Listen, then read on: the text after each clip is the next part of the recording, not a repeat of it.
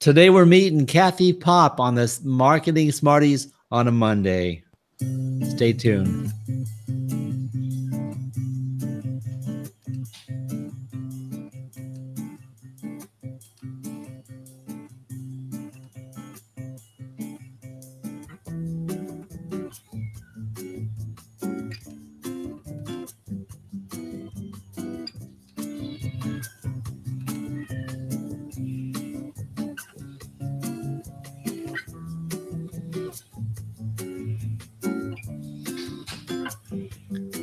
A little slower with this wrist brace on today.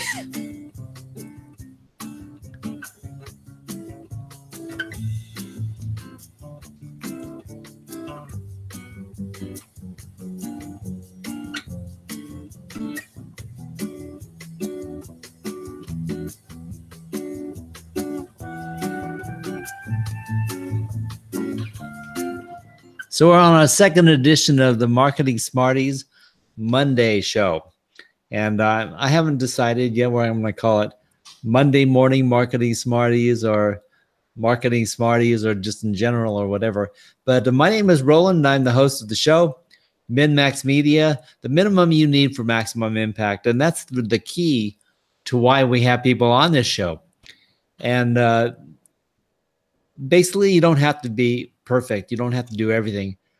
Done beats perfect. So what we say is, how good does it have to be to get the maximum impact, but have the minimum quality requirements to be acceptable as a product and a service that we will support? So that's the premise of the show, and we help people do that. And today, we're going to bring to you a guest that exemplifies so many things in min-maxing. And before I bring her on and introduce her, we're joined today with Lolan Fulsang. And Lolan is an old friend of ours, and she uses the Hangouts, and she was kind enough to sit in to help us communicate with the audience today. So thank you very much, Lolan. Come on board in here and say a few words about yourself, please. Oh, well, thank you, Roland. Yes. The most important thing that I do every week is my Being Your Own CEO Success Circle. And that meets on Tuesday mornings at 9 a.m. Pacific time. And if you have an interest, go to lolan.com and you can join us. Thank you, Roland. You're very welcome. And the reason that I'm so happy to have Kathy as a guest is that she exemplifies what min-maxing is all about.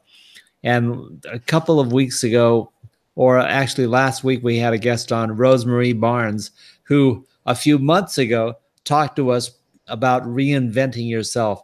And when I look at the history of what Kathy represents, she reinvents herself constantly, and she's done so much. And so I wanted to expose her history of what she's done to the elements here, and we can talk about it today. So I hope you're joining us, and if you are joining us, please comment in the comment stream on the on the Marketing Smarties page, in the DIY live streaming show website.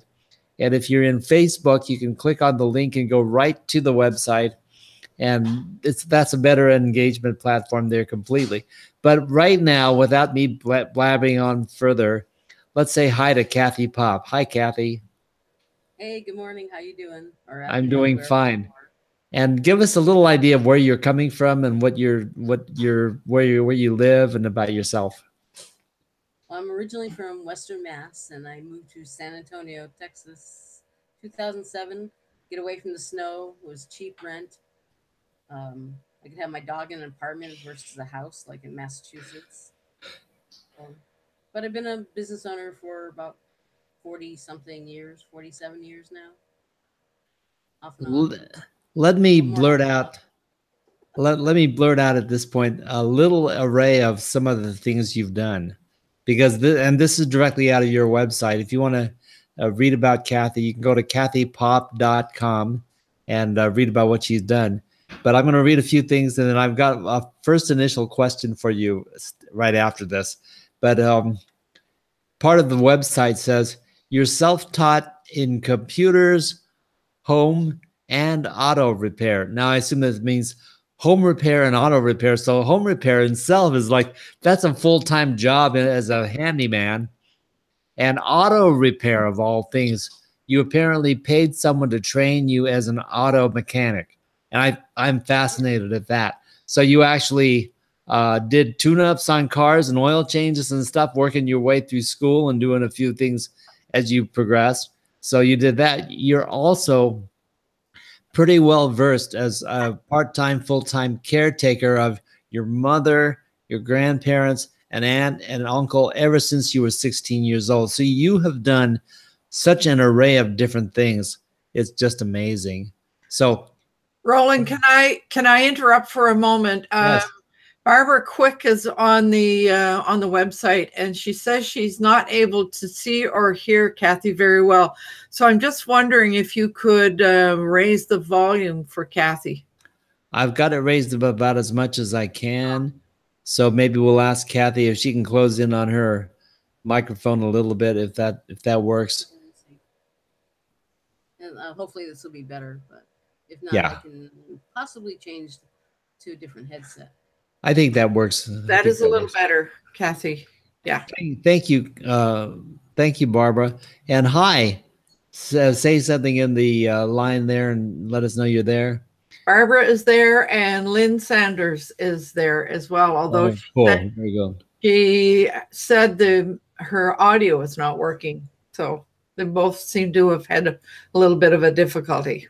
Yeah, unfortunately, we've been dealing with an audio issue on Lynn's computer for a while, and when we get into a hangout, she can hear us just fine. So for that matter, if you wanted to drop in, we could have you sit on the side and just listen. At least you could hear the hangout. So if you wanted to do that, Lynn, please do. I don't want you to miss this conversation. But anyway, Kathy, my question for you, and then we'll get into the many things you've done and a few specific questions there too. But what I really want to know, and this is a Roland thing, okay? I'm curious about culture. I'm curious about heritage. Where did you get your name? Well, it's actually Poplawski. Okay, that's what I wanted to know. People usually destroy it, or they can't pronounce it, and it's way too long to write out, especially online. So, or when I'm signing for debit or something, and it's like you have this little tiny line, and it's like my name's way too long. So I decided to change to shorten it. But my phone wants to keep calling me Kathy Pop-Tarts. Oh, is that right? You mean the autofill? Yeah. Kathy Pop-Tarts. That's a crazy. So that's the second most common pop in your life than Pop-Tarts. But you know what? Thank you. I can appreciate that. When people try to spell my name, try to pronounce my name, they go nuts because they see all the A's and K's and they just kind of freak out. They think, well, it's got to have a Japanese accent to it or an Asian slanty accent to it somewhere. So there's no way I'm going to get through this. And all it is Takaoka. And if you break it up the way Japanese names are broken up, it's Takaoka.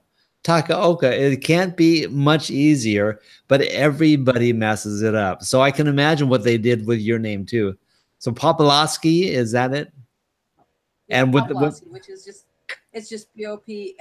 It's 3 words, Popla and ski. So, but they call me all kinds of things. I mean, even my first name. So that's even your first name. Even my first name. Oh my goodness.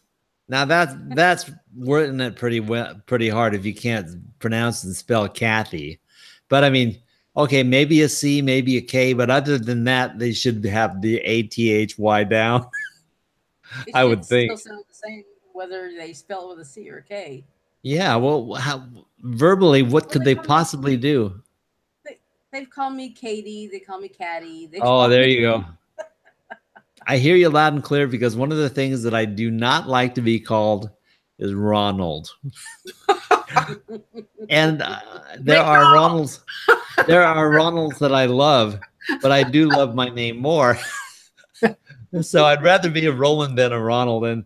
And even sometimes when I tell people, oh, my name is Roland, a week later they're calling me Ronald. So there's a mental thing with some people, I think, that it just happens, and I'm permanently Ronald. But you know, I can imagine. So, and then my daughter's name is Catherine with a K, and we call her Katie, we call her Cat, we call her, you know, a number of things. Pookie. Well, that's my name too. My name is also Catherine. So. Right. So Roland, just to let you know, Barbara says she just can't hear Kathy. So she's going to withdraw and try and check the replay later and see if that works better for her. Okay, well, maybe we should take a little measure to see if we can improve your sound a bit, Kathy. Is there anything that we can do? Let's see. Let's see if I can switch. As I knock everything off. Maybe I can switch headsets and. Yeah, I let's. was telling you last week, pretty much everything I had was stolen or destroyed from a. Oh, really? So that's why I don't have my webcam. I'm using the one from the laptop, the built-in one. And my good headset is gone. So let me try this one and see what happens. Okay. Well, the sound is a little bit soft, but I can hear you just fine. But let's see if for the audience we can improve it a bit. See what happens. I've got my fingers on the control here.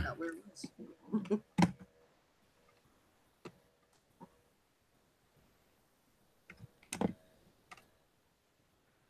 used to have my computer the other way.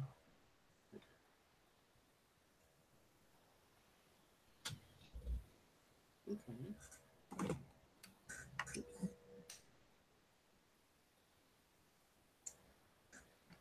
Sorry to put you through this, but I think if people can hear what. I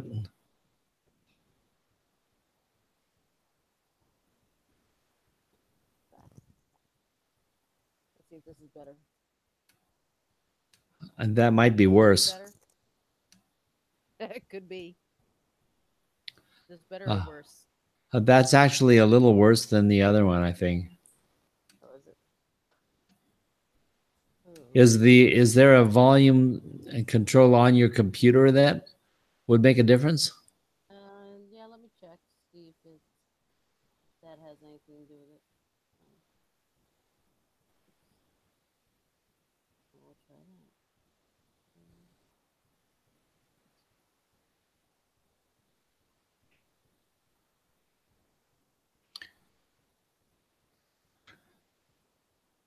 So while we're playing with that a bit, there's working backwards from what you're doing. Recently, you've been involved in web hosting, some eBay projects, and also some consulting. But before that, you've done a number of different things. You inherited the management and running of your dad's restaurant bar, and you got into entrepreneurial exploits with that.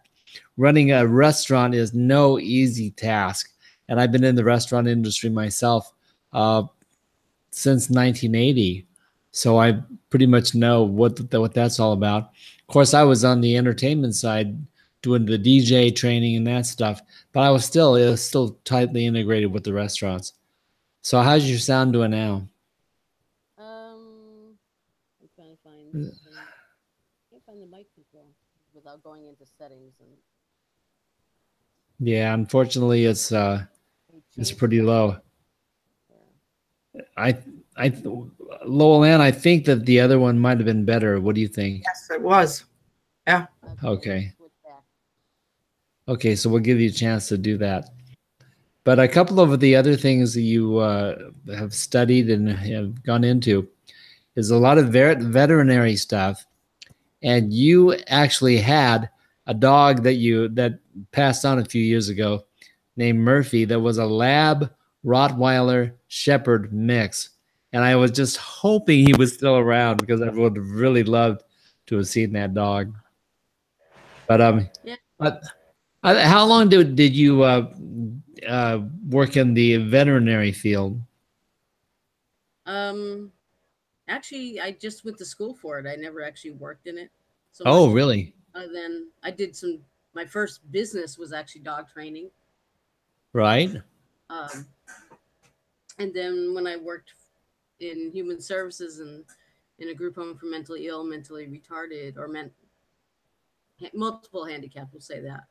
I used to bring my dog with me, and she would sometimes, because she was a big shepherd mix, and she would pull the wheelchair so they wouldn't tip over on the grass.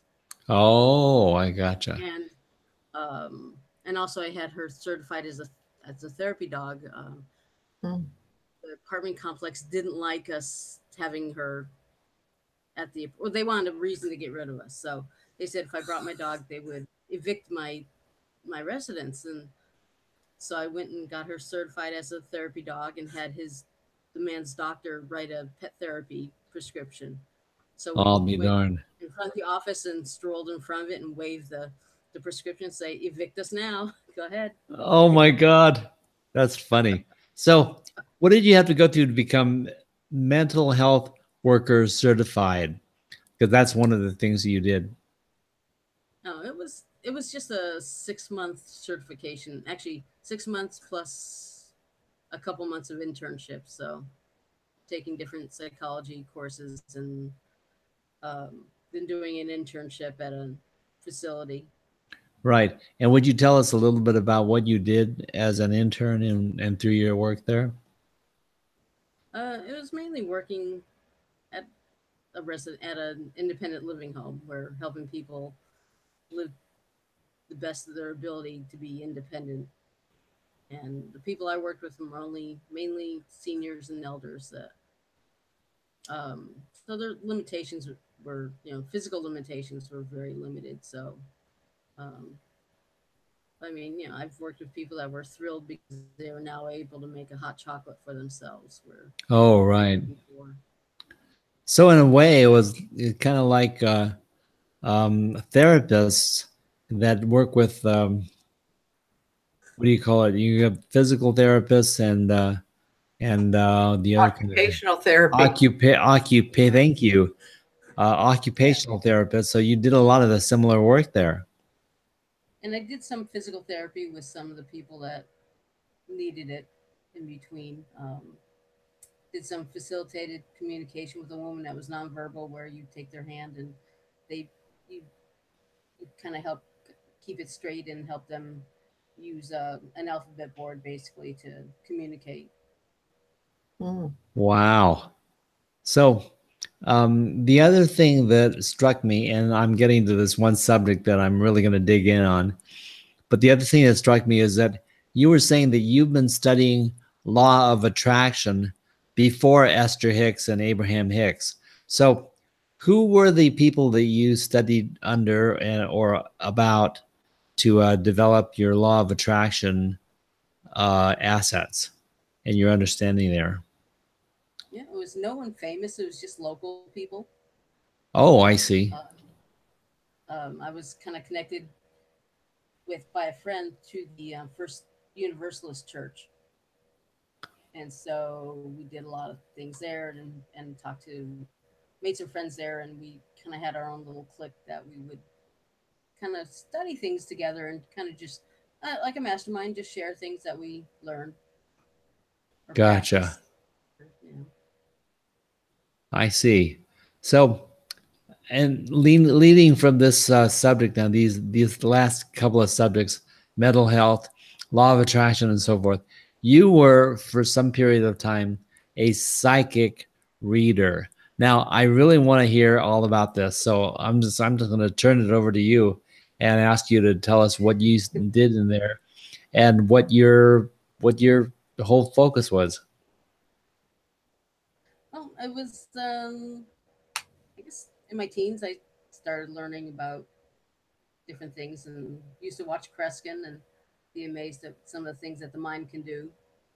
And so I got a deck of tarot cards and learned them. But what I learned and from what people have taught me, and I've applied this, that you learn the meaning of the card, you throw it out, and you apply it to whatever you're reading for. Um, and then one of the guys that from the Universalist Church, we would just go to restaurants and he would say, tarot, palmistry, that it's all tools. You don't need any of that. If you can use those, you can use nothing. So he would just point to someone and say, tell me about that person. And so he kind of challenged me to develop my intuition better. So it's not just a matter of reading stuff and following some kind of a set pattern. You were constantly working on how to read the person himself or herself, as opposed to just to look for the cards for guidance. Because I believe that there's something there, but I think that the overall actual psychic reading has to be on a spiritual level much deeper than cards or anything superficial on the outside. So you developed a sense of the people, and that's what you addressed. So how far into that did you get? Did you get good at that? I mean, for me, I have to do a couple readings to warm up. So I would, after a couple readings, I would start getting people's names and dates and different information that I wouldn't have known otherwise. And so I did that for a number of years. I did that actually. I think I lost a job at J.C. Penney because of that. I did don't ever do a reading for your boss, having an affair with someone else. Okay, yeah, that's not something that we would want to bring to light necessarily. Well, he probably shouldn't have gotten a reading done if he was doing that. So, yeah, I would have to agree with that premise for a start. So let's step back from all of this a bit. And when you learned auto repair, you know, that is not something that most women want to tackle, auto repair. Right.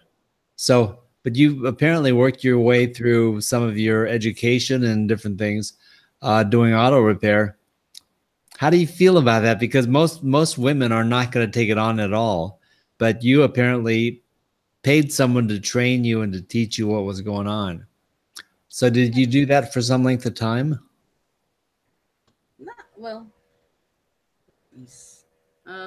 Not all that long.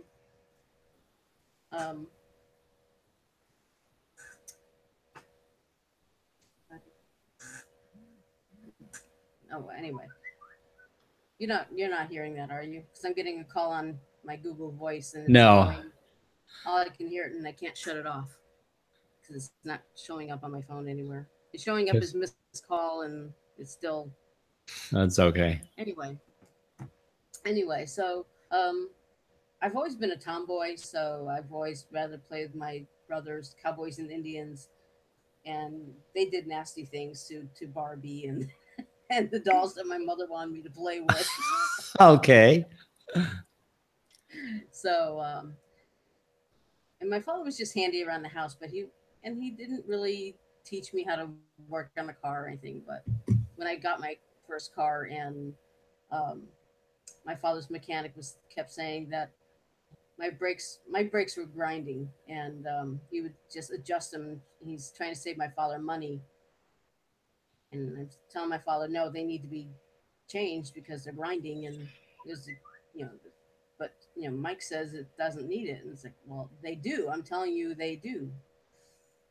So I got in an accident, and I said, oh, screw this. I got Chilton's manual. I went and got the brakes and sat out way in the dark with a flashlight and changed my brakes.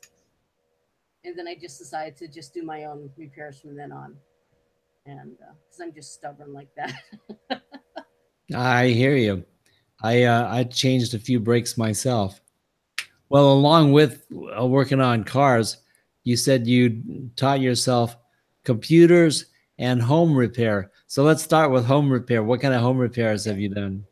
Well, with home repairs, I was watching the Home and Garden TV, all the remodeling shows.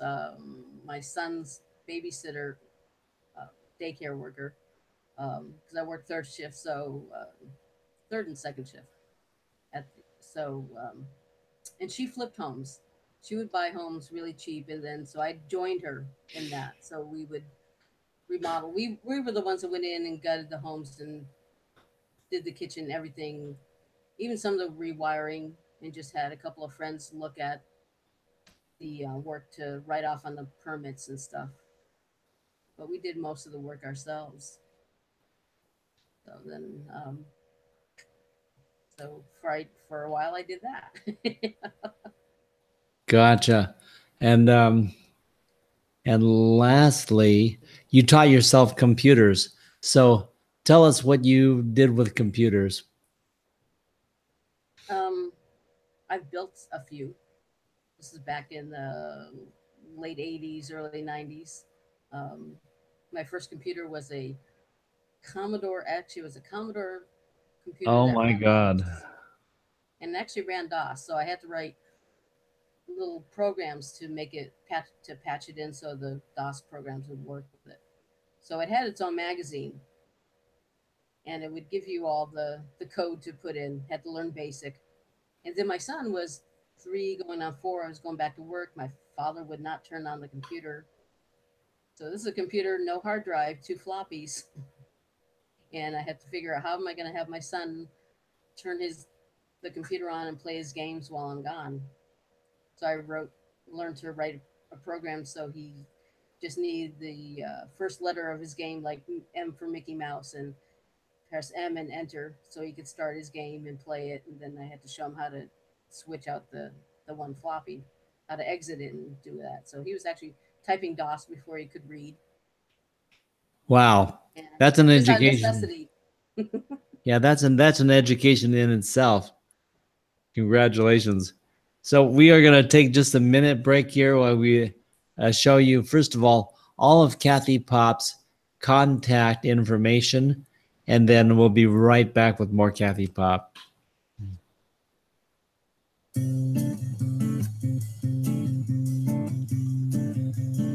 So it's time to take a deep breath.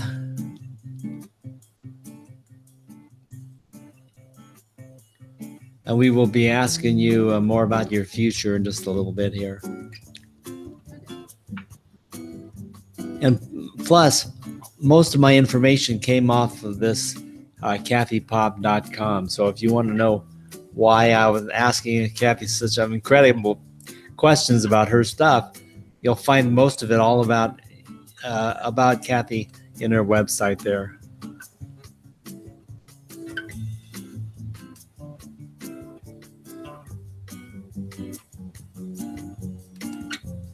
So we're coming back now, and let me just get the music off. Okay. By the way, I've got a carpal tunnel thing happening here, and it's amazing that I can conduct it the way I am conducting as is, but that's my excuse for not being faster. But I wanted to give you a little bit of music, and I also wanted to be able to display Kathy's information. And we'll make that available again at the end of the show here. But anyway, Kathy, so you are like the Jill of all trades, so to speak, or the Joan of all trades. I don't know how you would better relate to that. But the thing is, you've worked on web hosting. You've done an eBay stint as far as doing some selling and stuff. And you've been a consultant. So what are some of the things that you take away from all of that? Because that's been the last few years, right? Yeah. Other than to love change and look forward to all the whatever's coming up, you know, if you stay stagnant, your business dies. And plus, I get bored really easily, so I like different things to work on. Right. So you're basically self-taught in things, and as it is, you've learned so many things. You've become a consultant. So I would assume that that's somewhat what you're getting into now, and what you would step into if someone needed help. You've always been the type of person who helped people, and historically speaking, it's like you were always helping people. They called you. What was the term that we used to describe you from the website? I gotta get this term. Oh, you were the dear at your mom said you were the dear Abby of your block. Yeah, I was a dear Abby of the neighborhood. So, because So everyone used to call me with their problems, and so that led to the mental health trade and helping people in that respect. I'm sure that was handy. Let's see what there's a comment coming in here from So Lynn.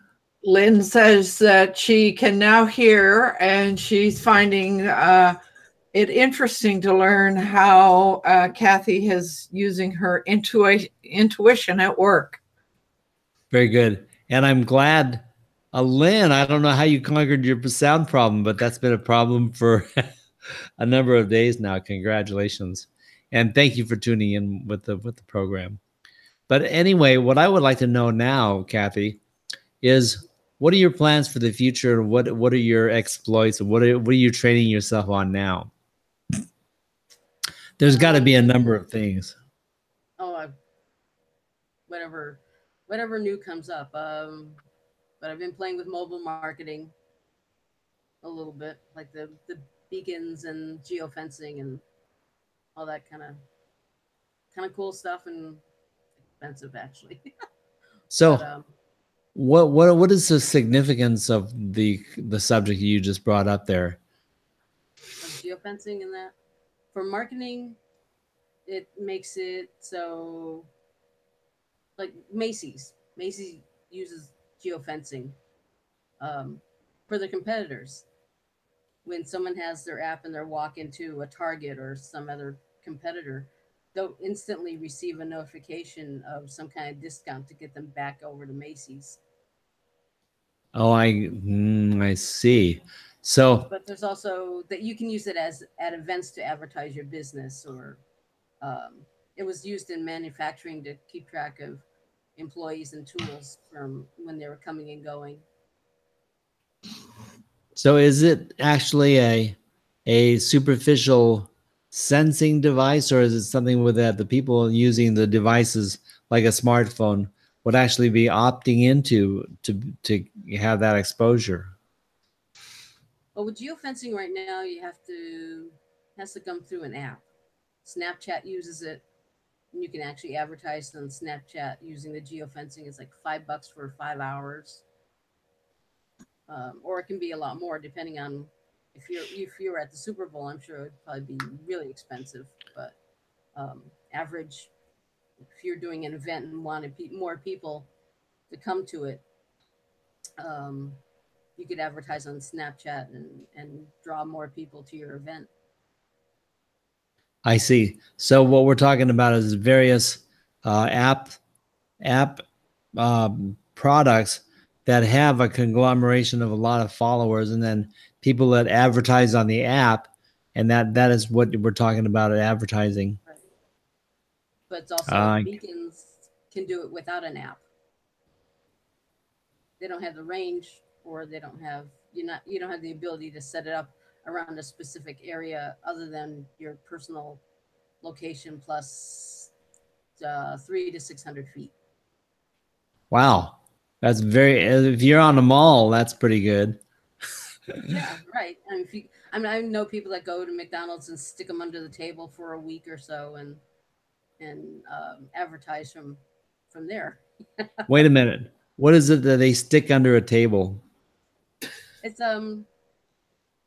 it's a beacon. Some of them look like little white coins, um, and mine looks like a little bar of soap actually because it has a bunch of other sensors that are good for.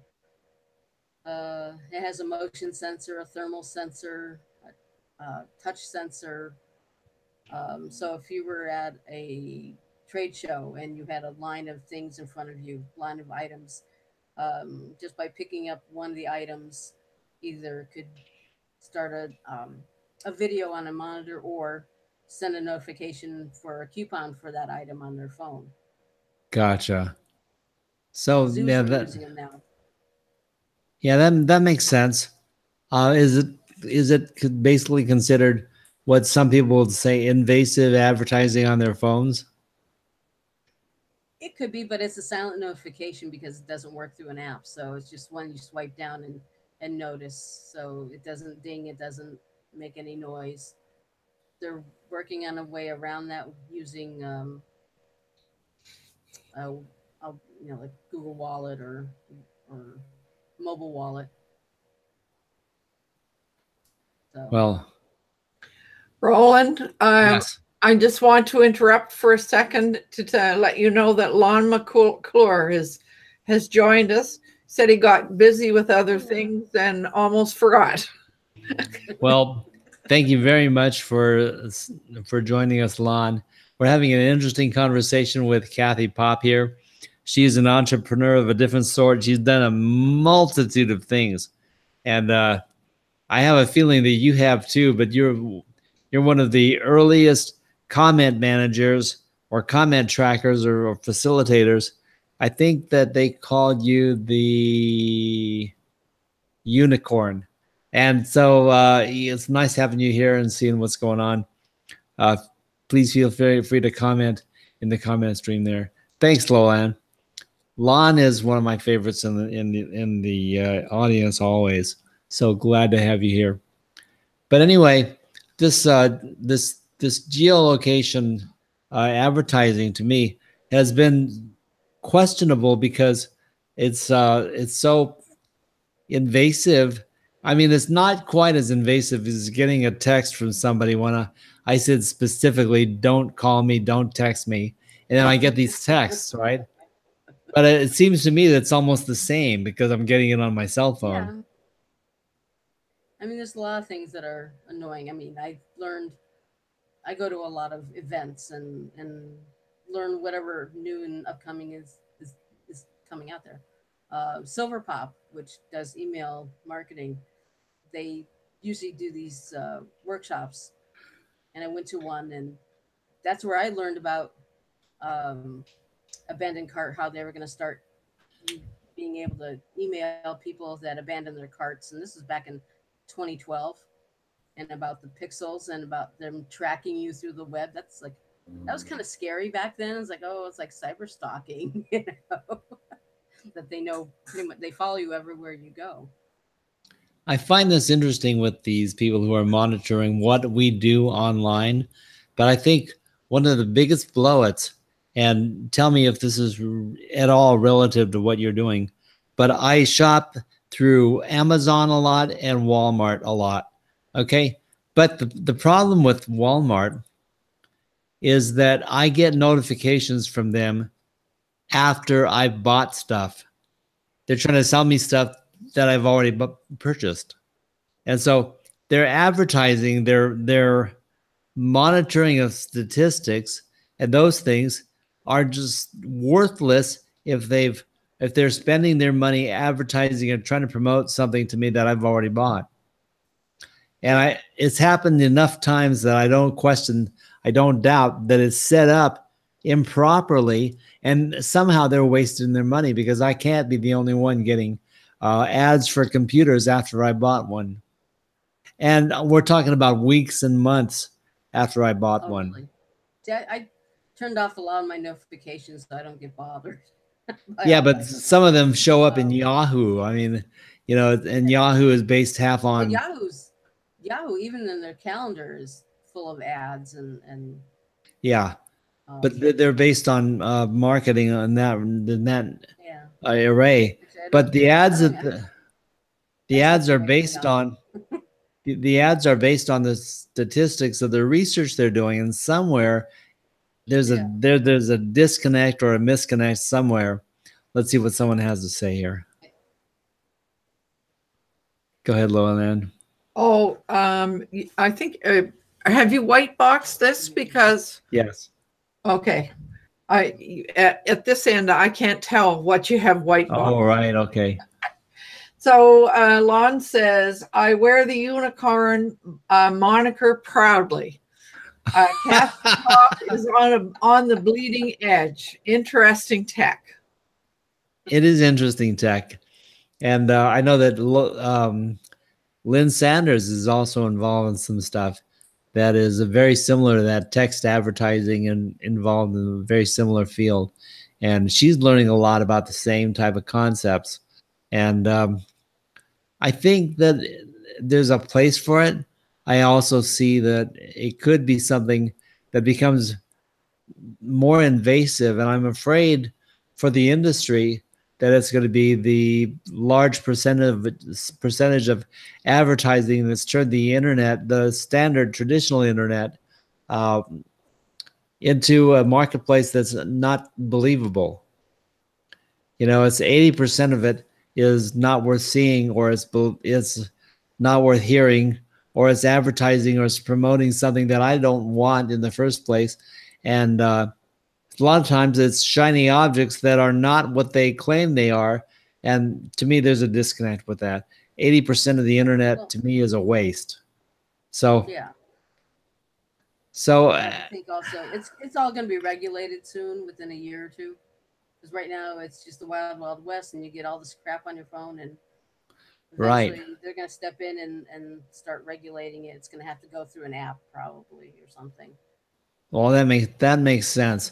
But what about these geolocation stuff that, you know, you have to be within a certain number of yards or something, and the pop-up automatically grabs your phone and says something to it. To me, that's pretty invasive. But well, with the beacons, at least for now, it's a silent notification until it's going to have to go through an app, which will probably be some kind of. There's a couple of like local app that some companies are using that will show up, and but Google and Facebook got into the beacon thing too. They each give a beacon out. I haven't gotten one from Facebook yet. I'm just on a waiting list. But Google is giving out to anyone that verifies their business on Google My Really? Business. You get a beacon, but it only goes to your Google Plus page. So it's kind of limited. You have no control over it. Like Facebook will go to your Facebook page, but again, you don't have any control over it. So they give you a beacon in what form? It's a little coin-shaped beacon that you can carry around with you or stick on if you have a business. If you have an actual physical location, you can stick it there and draw some foot traffic in. You can send them to if it's a restaurant, maybe at the. And the one thing with I know the regular beacons, like that I have, you can change it from different times of the day, like a breakfast special, a lunch special, and a dinner special. Right. And then apparently you can also get an extra of these or a number of them in quantity, right? Right. So you can hand them to all your employees. So you go grocery shopping, you're advertising on everyone's phones. Well, not everyone's phones, but. So how expensive are these? They're anywhere from $15 to about $35. They're not that bad. If you've got a good plan, maybe. Well, I use it for my Facebook, one of my Facebook pages. It has a total of 14 likes on it. 1 week I got 1,025 views to it. Nothing from Facebook at all. Really? Yeah. Well, that is impressive to me. So, and the beacon is mobile, so depending upon where you go, you can affect the people in the area of your beacon. Right. Right. So, if you want more targeted, then you go to events with with your target audience. Well, that makes the most sense that I've heard for traditional networking and marketing. I mean, if things are, everyone starts using them. Yeah, it's like anything else. I guess. A little bit of Instagram. Yeah. What about Instagram? Well, I mean, just the idea of when you're out and about with your phone. I mean, most people access Instagram from a phone. Oh yeah. And when you post something to Instagram, those people who are following you, it pops up on their screen, right? Right. Right. And in this case, it would be people in your closer proximity. Yeah. A align with your beacon would get to see the message that you put out there. Mhm. Basically, it's looking for a compatible device. That's all they do. Mm. Well, there's a time, there's a time slot that this will be effective, and it sounds like if you do trade shows, if you do local marketing, if you do the farmers market on a Saturday or whatever it is, where the people are gathering, it sounds like this is a pretty good idea, at least for the time being. I think it'll help people get seen over the 100 other vendors in an event. But they were first, I was amazed to learn that they were used back in 2010 or 2009. They used to help blind people navigate the city. Right. That makes sense. So now they're just using it for a different purpose. But zoos, museums are using them for making displays interactive. Right. We went to the San Juan Capistrano mission the other day, and whenever you walked close enough to a certain display, it said you could tap a button and just tell you what's going on, and it has a verbal presentation that you could listen to, as well as read the information showing up on a small screen. So that's you're basically talking about the same thing. Yeah, exactly. Very interesting. So with all this, with all of the studies that you have and where you see the internet going, what is your focus on in the coming months as a consultant, and what is it that you have to give the people? I think for my clients, I tell them, tell your story. People have been scammed enough. There's too much shit out there, you know, and no one knows who's to trust. You're always seeing something on the news about some scam going on. It's like, start telling your story. Get out there. Let them get to know you better than the anonymous person that is behind some logo, and that's about it. So when does the Kathy show kick off?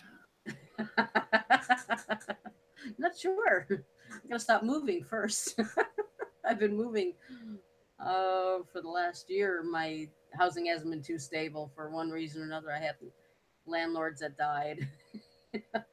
Oh, that Bad could cause roommates. a bit of a rift there, yeah.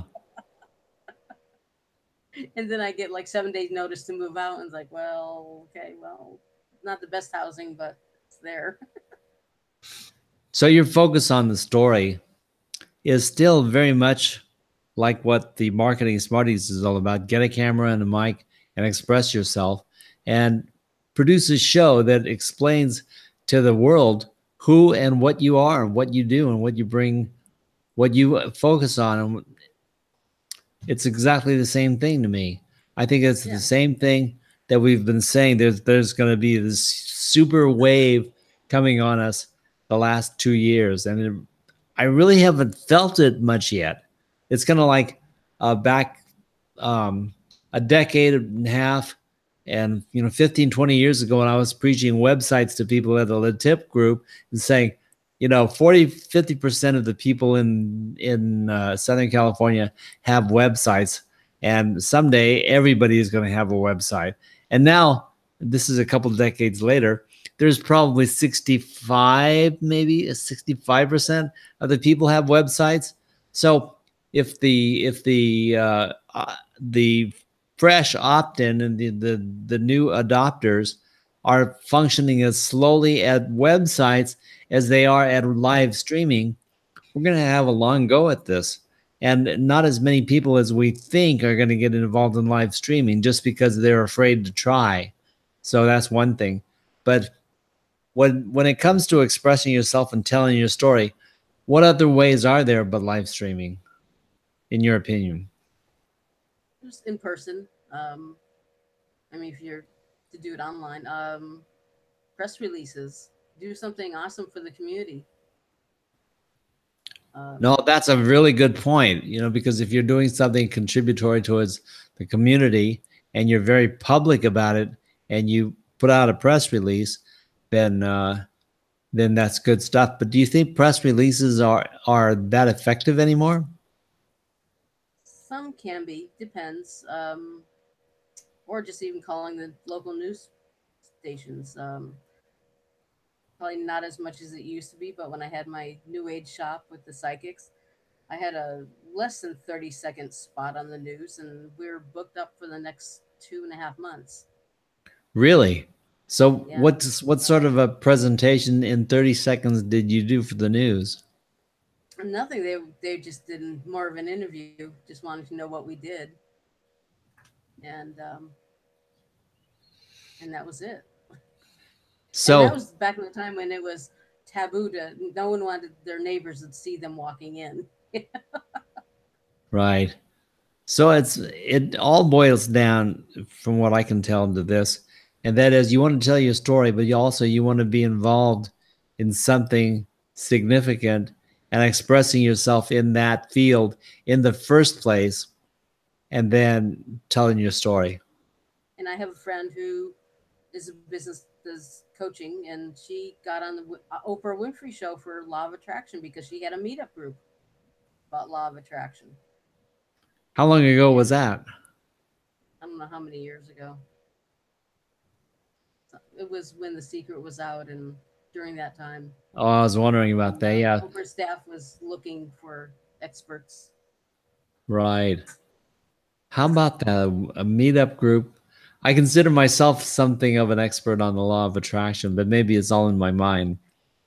But I would have to have a law of attraction meetup group, and then I could maybe submit myself to Oprah Winfrey. Okay, there's a formula there.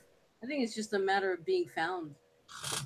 It's however you can be found, by whether you make it happen by holding an event or online, because meetup groups, it's so well known that if you want to find an expert in something, they may go to meetup instead of something else. It's just a matter of being in the right place, the right time, I guess. So back to this one thing, telling your story. Are there any other ways you can think of that you would suggest to the people to get involved in expressing themselves to tell their story?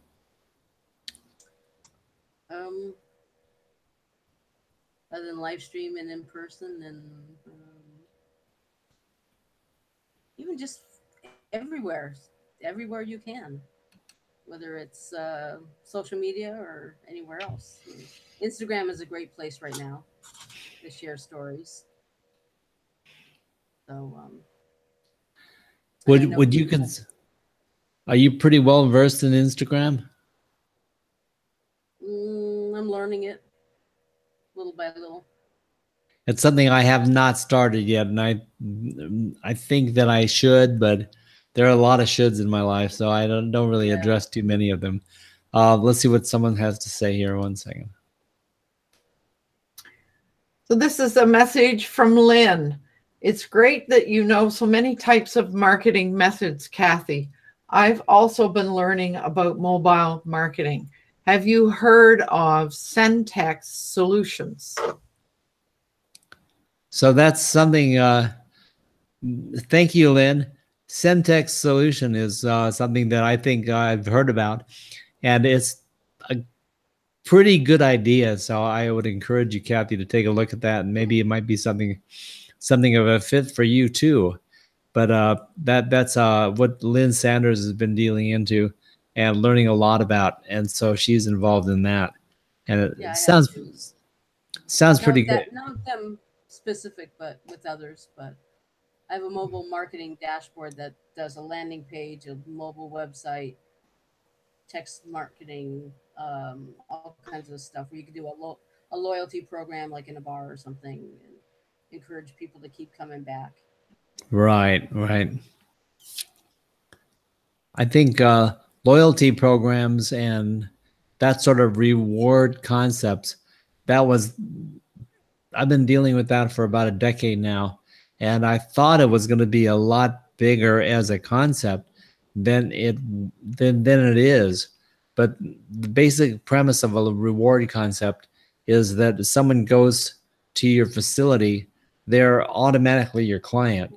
And so what you do is you pay attention to your clients by treating your clients a little bit better and a little bit better, encouraging them to come back, repeat performance, a second or a third visit, and so forth. Is that what your understanding is with the rewards systems? Yeah, pretty much. But unfortunately, brick and mortar businesses tend to be way behind the internet marketing crew.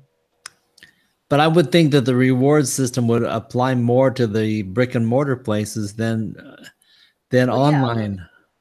but it's a matter of convincing them why they should have that in, or they don't have the internet, or they don't have whatever.